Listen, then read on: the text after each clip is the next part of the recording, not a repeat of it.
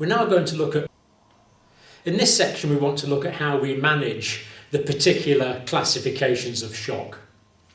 But before we do that, I want to look at some general management principles that apply to most patients most of the time in most cases of shock. And the first one we notice here is this idea of the golden hour. Now this is an hour of golden opportunity to treat your patients, and of course it's the first hour of the shock state. So we need to instigate treatments ASAP, as soon as possible, certainly within 1 hour. If patients are not well treated in the very early stages, certainly within the first hour, their prognosis starts to go down really very rapidly. Obviously, we need to maintain a clear airway, ensure adequate ventilation, keep oxygen saturations over 95% if possible. Of course, it might not always be possible, but this is what we're aiming for. And we need adequate intravenous access. This normally means 2 peripheral large bore cannulas, maybe 1 in each arm, to give intravenous drugs and intravenous fluids as they're required. We want 2 cannulas because if one fails, the patient's life actually depends on having the other cannula available. And as the shock develops, as well as an arterial peripheral vasoconstriction, there's a peripheral venoconstriction as well. So if you don't get cannulas in at an early stage, you may never get them in at all. So get 2 large cannulas into these patients at an early stage. Adequate intravenous access.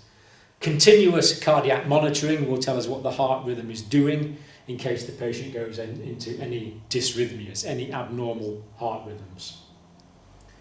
Urinary catheters will normally be installed so we can do hourly volumes of urine, so we can get an idea of how well the kidneys are being perfused. Because we want to guard against the patient becoming oligureic or anureic. And as well as that, if the kidneys are hypoperfused for a period of time, the patient can develop an ATN, acute tubular necrosis, renal injury, as a result of hypoperfusion. This is all tied in with fluid balance, which needs to be very accurately recorded. We need to know what's going into the patient and what is coming out of the patient. Central venous monitoring and a central venous line, if available, is useful. That tells us about the preload. It tells us about the amount of blood going back to the heart, and it helps us to titrate the amount of intravenous fluids that we give. The patient needs to be nursed in a physiologically desirable position.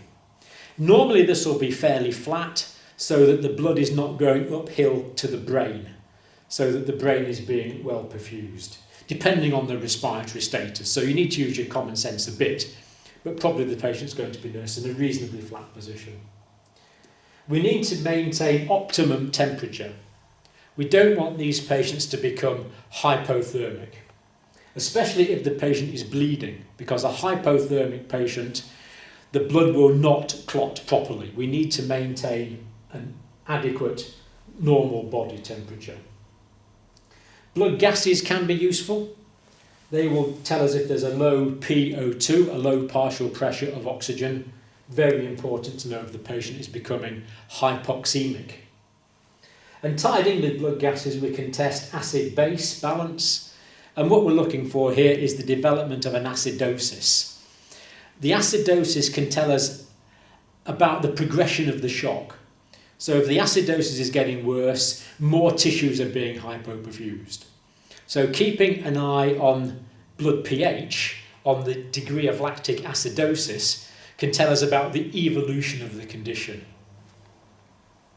Psychological and family support, of course, goes on all the time throughout this entire process. We need to be observing the response of the patient to treatment. No point giving treatment and hoping for the best. Treatment needs to be titrated to individual patient responses. Inotropes and vasoconstricting drugs may be necessary. An inotrope is a drug which increases the force of cardiac contraction, and a vasoconstricting drug will cause peripheral vasoconstriction. And if you increase the force of cardiac contraction, or you cause peripheral vasoconstriction. Both of those things are going to lead to an increase or a maintaining of blood pressure. And then we need to treat the specific underlying disorder. So what I want to do next in this section is look at the specific classifications of shock and think about how we're going to treat them.